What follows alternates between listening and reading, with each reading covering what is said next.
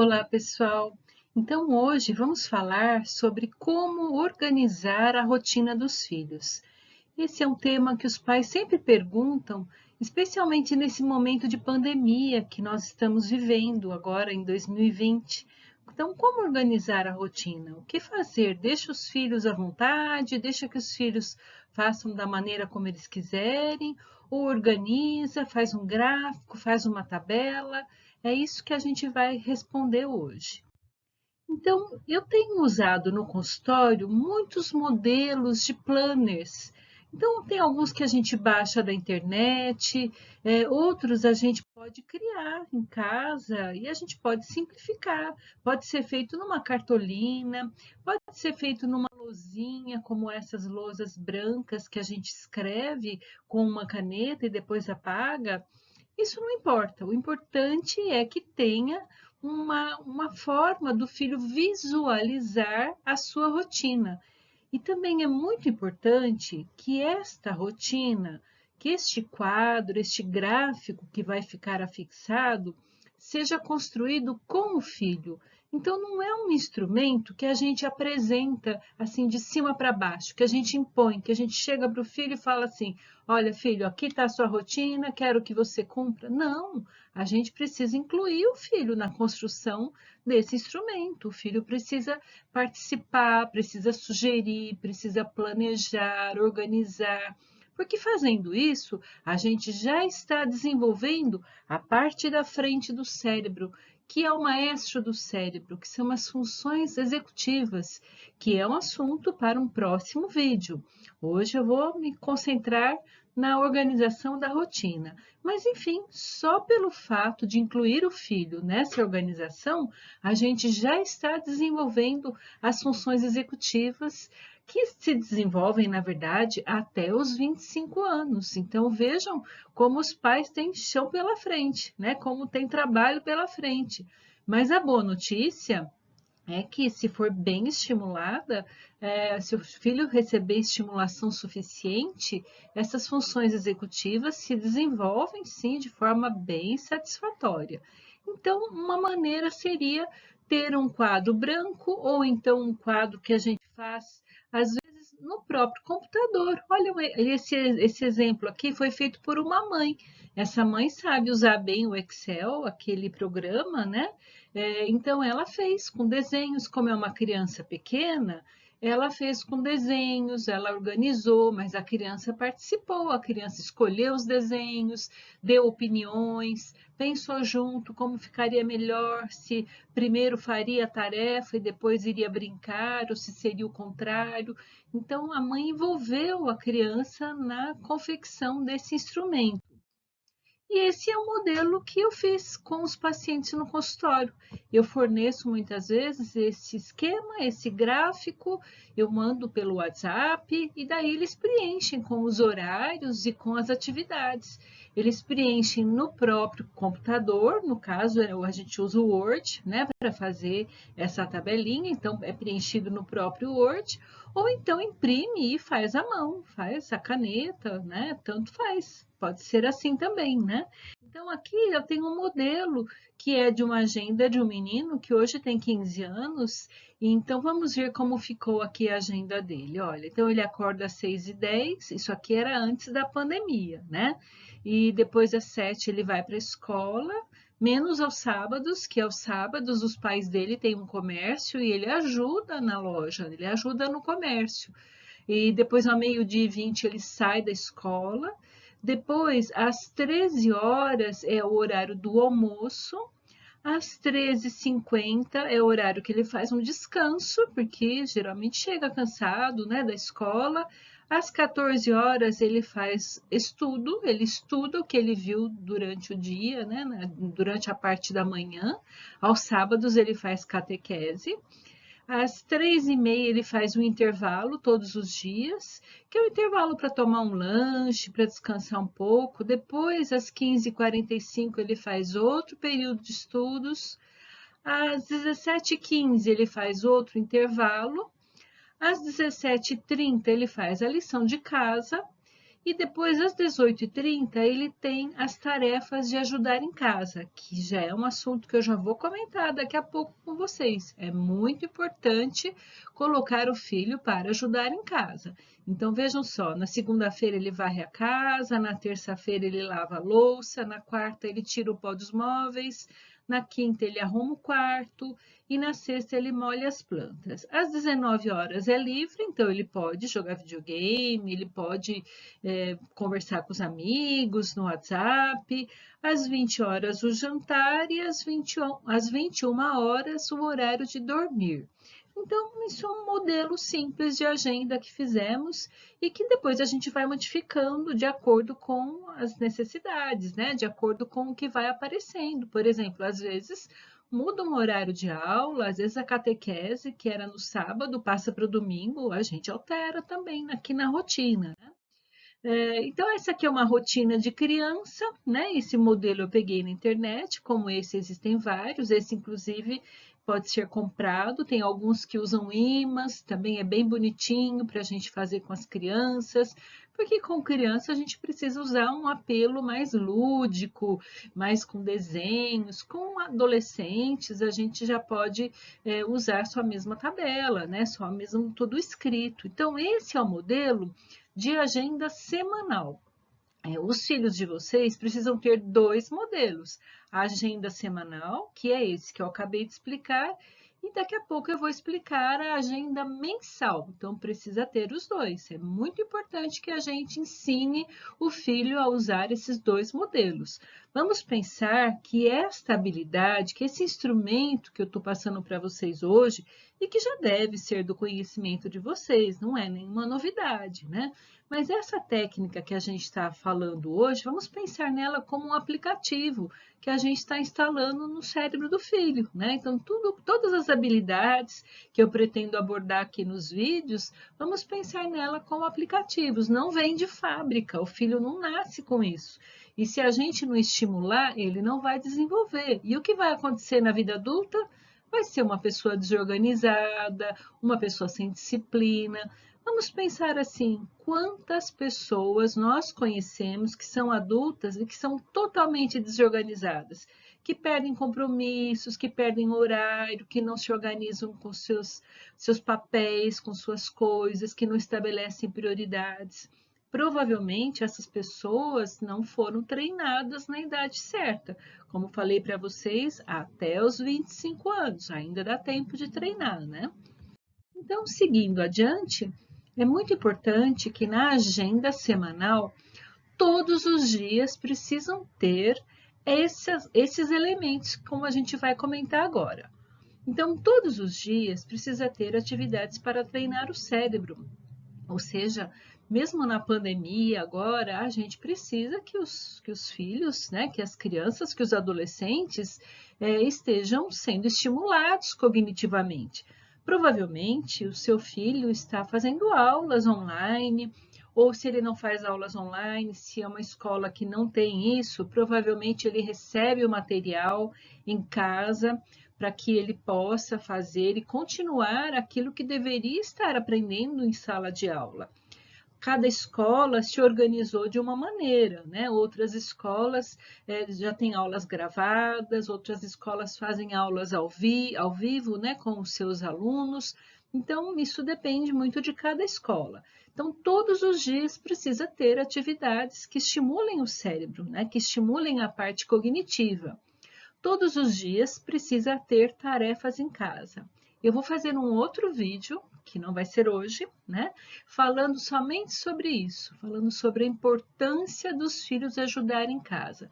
Mas só para fazer uma prévia, né, para vocês, a orientação que a gente dá para os pais é sempre assim: não façam pelos seus filhos aquilo que eles já conseguem fazer sozinhos.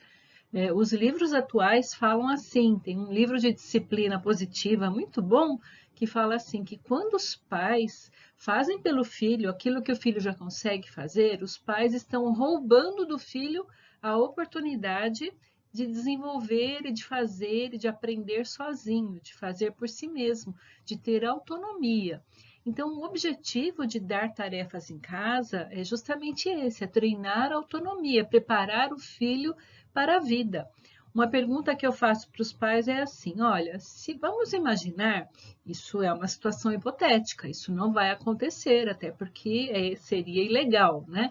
Mas vamos imaginar assim, que amanhã você, sua família, vamos supor que seja um pai e uma mãe, então vamos supor que o pai e a mãe amanhã vão precisar se ausentar, fazer uma viagem, ficar uma semana longe de casa e os filhos vão ficar sozinhos. Repetindo, isso é uma situação hipotética, isso não pode acontecer, nem por questões legais, né? O Estatuto da Criança e do Adolescente não permite que as crianças fiquem desacompanhadas dentro de casa, né? Isso seria motivo para uma denúncia, né?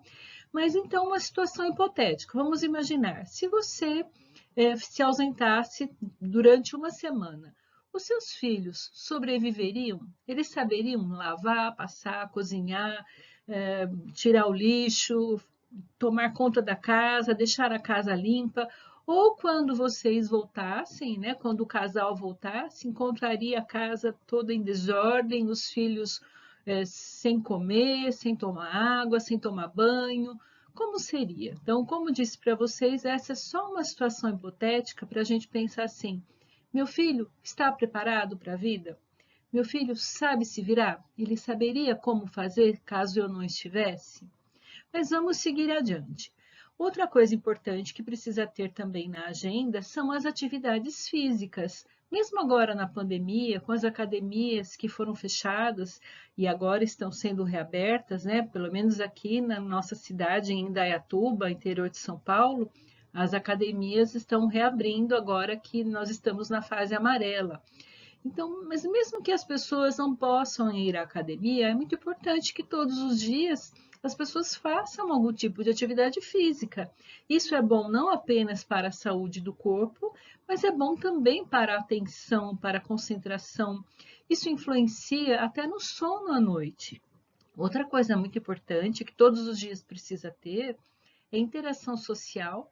Então, mesmo que seja de forma virtual, mesmo que a gente esteja em isolamento social, é importante que a gente não perca o contato com as pessoas. Então, é importante que o seu filho fale com seus amigos, com as pessoas da idade dele, que ele interaja pelo WhatsApp ou por outras plataformas, por chamada de vídeo, enfim, precisa ter contato social. Outra coisa que é muito importante que todos os dias aconteça é um momento legal com a família. Então, algumas famílias gostam de jogar, algumas famílias jogam Uno, outras famílias jogam banco imobiliário, outras jogam outros jogos de tabuleiro, outras jogam jogos de cartas, né? Então, existem vários jogos que podem ser feitos em família. E esse é um momento da família, é um momento de aconchego, é um momento de rir, de contar as novidades, de desabafar às vezes, de falar como está se sentindo. Então, as famílias que não têm esse hábito, eu sempre oriento, sempre sugiro que criem esse momento na sua rotina. Criem um momento legal com a família, um momento de aconchego, de prazer. E por fim, e não menos importante, é importante que todos os dias, então, tenham atividades relaxantes. E o que seriam essas atividades relaxantes? Principalmente antes de dormir. Num outro dia eu vou gravar um vídeo para vocês falando da higiene do sono, de medidas que a gente deve adotar para a gente dormir bem. Mas vou fazer uma prévia para vocês que é assim, uma hora antes de dormir, nós precisamos desligar as telas. Então, celular, tablet, TV, computador, tudo que emite essa luminosidade. Por quê? Porque a luminosidade ela atrapalha no início do sono. Ela faz com que a melatonina, que é uma substância que a gente produz para a gente poder dormir bem, a gente produz durante o sono, um pouco antes e durante o sono a gente produz. Então, se você ficar em telas, exposto a luzes muito fortes, você pode contar uma hora certinha depois de você desligar aquela luz. É uma hora certinho depois é que você vai começar a produzir melatonina. Então, uma hora antes de dormir, seria o indicado que as crianças, os adolescentes e também os adultos, outras atividades que não tenham luminosidade. Por exemplo, uma atividade relaxante, como um trabalho manual. As minhas crianças e adolescentes que eu atendo no consultório, a gente está fazendo rabo de gato. Outro dia eu gravo um vídeo para mostrar para vocês como é que faz e todo mundo está gostando, pegou agora uma febre, né? Entre os meus pacientes aí, tem vários fazendo rabo de gato, que é um tearzinho muito simples, né? A gente encontra outros vídeos aí no YouTube, né? Ensinando como é que faz. E é uma atividade relaxante, é uma atividade que faz a gente entrar em fluxo, que é um estado alterado de consciência, onde a gente recarrega as energias, onde surgem as ideias criativas. Então, essa é apenas uma sugestão. Cada um tem a sua forma de relaxar, né? Tem gente que gosta de fazer palavras cruzadas, tem gente que gosta de ler, tem gente que gosta de fazer jogos, também pode ser, né? Às vezes as crianças podem jogar jogos de tabuleiro, jogos de encaixe. Vejam, todas essas são atividades sem luminosidade, né? Então, quando a gente fala de atividades para treinar o cérebro, além do estudo, eu gosto sempre de sugerir esse portal, que eu não sei se vocês conhecem, que é o Afinando o Cérebro. Então, é um site que tem muitas atividades que são boas até para a gente que é adulto, né? Então, são atividades para treinar a atenção, a memória. O site tem uma parte que é paga, né? Tem um conteúdo que é pago, mas tem um conteúdo que é gratuito e que já é bastante vasto, tem bastante jogos e de tempos em tempos eles renovam os jogos que estão na parte gratuita, que é na parte aberta, né, do site. Então, quem não conhece, eu realmente recomendo para vocês, porque é um site bem legal, né? Que é bem baseado assim, em neurociência, em como o cérebro funciona e que treina essas habilidades como atenção, concentração, memória, percepção visual, percepção auditiva e muitas outras. Agora, a gente sabe também que a atividade para treinar o cérebro, aquela que vem em primeiro lugar, é o estudo, né? É assistir às aulas, é aprender o conteúdo da escola, é fazer com que aquele conteúdo se transforme em conhecimento. Conhecimento é aquilo que a gente nunca esquece, é aquilo que a gente pode usar quando a gente precisa.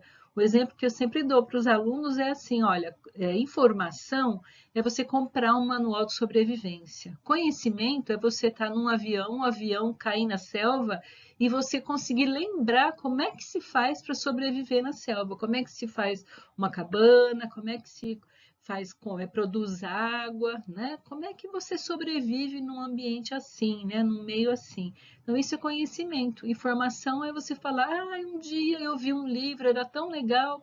Então, só viu, mas não virou conhecimento, não virou um conteúdo que possa ser utilizado. E é para isso que as crianças e adolescentes vão à escola, para adquirir conhecimento, aquilo que pode ser útil, que pode ser utilizado quando eles precisarem.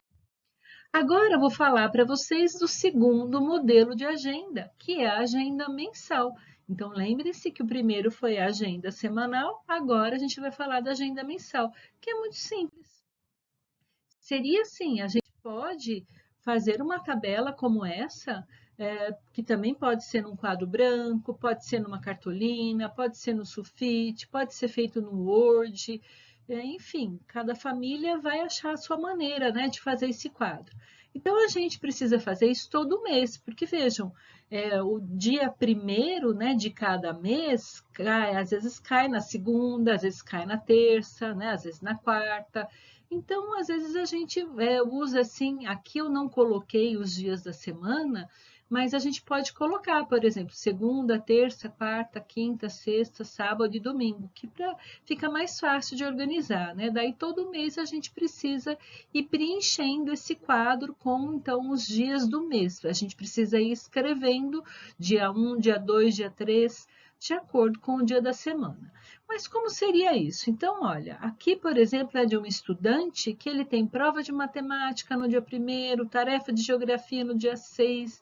Então, a minha orientação para os estudantes é que no domingo, o estudante, então, junto com seus pais, para poder ter um apoio, uma orientação, o que então vão olhar como é que está o planejamento mensal. Então vamos imaginar assim, que seja um pai ou uma mãe que vai olhar com o filho e vai falar assim: olha, filho, na semana que vem, você tem muitas coisas, você tem prova de espanhol, trabalho de história, prova de português, e além disso, ainda tem uma consulta médica junto com uma prova de ciências. Agora, esta semana, você está bem sossegado, você tem só uma prova de matemática, uma tarefa de geografia. Que tal se a gente adiantasse o estudo dessas matérias, desse trabalho? Vamos adiantar para você poder, na semana que vem, fazer a prova de espanhol, fazer a prova de português e a prova de ciências? Então, isso é planejamento. E as crianças, os adolescentes, não sabem fazer isso se a gente não ensinar.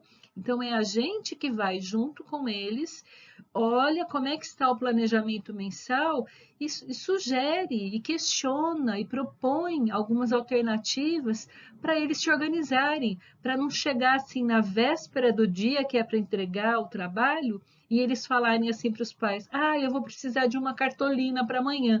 Então, olha, já teve 2 semanas para providenciar essa cartolina, só agora que foi falar.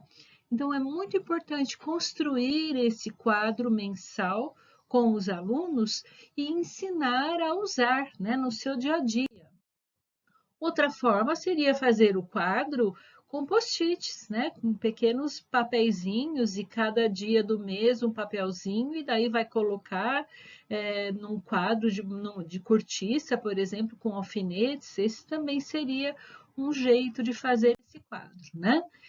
Aqui é um exemplo que eu encontrei na internet de uma pessoa que fez o seu quadro assim, né? Colocou os dias, então isso pode ser uma construção, né? Eu tenho principalmente meninas que gostam muito de lettering, né? Que agora está na moda, elas todas querem fazer aqueles cadernos de caligrafia, aquelas letras bonitas e aqueles enfeites no caderno. Então pode até ser uma coisa que elas façam, né? Que elas e eles, porque os meninos também gostam, né? De lettering.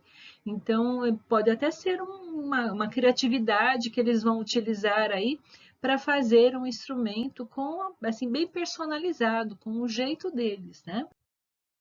Bom, então quando a gente está fazendo isso, como eu falei para vocês, a gente desenvolve o córtex pré-frontal, que é o maestro do cérebro, que é aquele que vai se desenvolver até os 25 anos de idade e que eu vou explicar no próximo vídeo.